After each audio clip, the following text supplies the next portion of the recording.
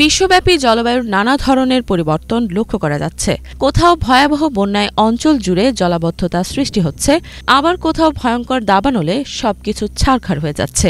এইভাবে পৃথিবী একের পর এক প্রাকৃতিক দুর্যোগের মুখে পড়ছে। এবার দাবানলের ভয়াবহতায় পুড়ে ছাই হয়ে যাচ্ছে কানাডা। কানাডার বিভিন্ন প্রদেশ ও অঞ্চলে ছড়িয়ে পড়া দাবানলের ধোঁয়া যুক্তরাষ্ট্রের মধ্য পশ্চিমাঞ্চল পর্যন্ত ছড়িয়ে পড়েছে। ফলে বায়ু দূষণ নিয়ে সতর্কতা ঘোষণা করা হয়েছে যুক্তরাষ্ট্রে। 2 আগস্ট পর্যন্ত কানাডার British Columbia, Alberta, Saskatchewan, Manitoba এবং অন্টারিও প্রদেশ সহ ইউকন ও নর্থ ওয়েস্ট টেরিটরিজে সক্রিয় ছিল কয়েকশো দাবানল। এর বেশ কিছু এখনও নিয়ন্ত্রণের বাইরে রয়েছে বলে জানিয়েছে Canadian inter agency forest fire centre. এই ধোঁয়া যুক্তরাষ্ট্রের আইওয়া, Minnesota, Wisconsin, Michigan, eastern Nebraska এবং ইন্ডিয়ানা ও ইলিনয়ের কিছু অংশে ছড়িয়ে পড়েছে। বিশেষ করে যুক্তরাষ্ট্রের মিনেসোটা অঙ্গরাজ্যের মিনিয়াপোলিস শহরের পরিস্থিতি এখন বেশ উদ্বেগজনক।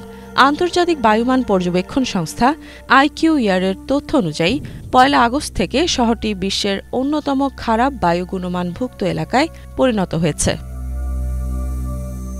এয়ার কোয়ালিটি ইন্ডেক্স AQI-এর তথ্য অনুযায়ী মিনেসোটার সর্বোচ্চ বায়ুর গুণমান রেড বা অস্বাস্থ্যকর স্তরে পৌঁছেছে এবং এটি কিছুদিন এভাবেই থাকবে বলে পূর্বাভাস দেওয়া হয়েছে।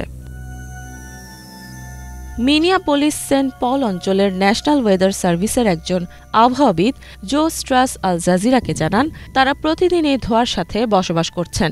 বাইরে গেলে ধোঁয়ার স্বাদ এবং গন্ধ অনুভূত হয়। আবহাওয়াবিদরা জানাচ্ছেন 2 আগস্ট পর্যন্ত এই ধোঁয়া মধ্য পশ্চিমাঞ্চলে বজায় থাকবে। এরপর ধীরে ধীরে এটি দক্ষিণের দিকে টেনেসি ও মিসৌরি এলাকায় ছড়িয়ে পড়ার সম্ভাবনা রয়েছে। এই দাবানলের কারণে যাদের ফুসফুস বা হৃৎপিণ্ডে সমস্যা রয়েছে, ছোট শিশুরা, বৃদ্ধরা এবং গর্ভবতী নারীদের জন্য স্বাস্থ্য ঝুঁকি অনেক বেশি থাকে।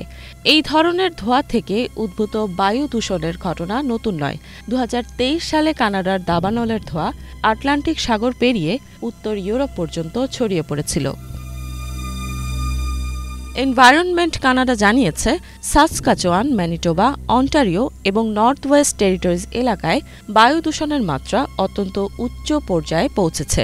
এদিকে ব্রিটিশ কলাম্বিয়া, আলবার্টা এবং কুইবেকে জারি করা হয়েছে সতর্কতা, যদিও সেখানে বায়ু দূষণের ঝুঁকি কিছুটা কম রয়েছে। কানাডার আবহাওয়া বিভাগ জানিয়েছে 3 আগস্ট পর্যন্ত এই পরিস্থিতি বজায় থাকতে পারে। বায়ুর গুণগত মান পর্যবেক্ষণ করে প্রয়োজন হলে মাস্ক ব্যবহার এবং ঘরের ভিতরে থাকার পরামর্শ দেওয়া হচ্ছে। ইফাত জাহান, বাংলা ভিশন।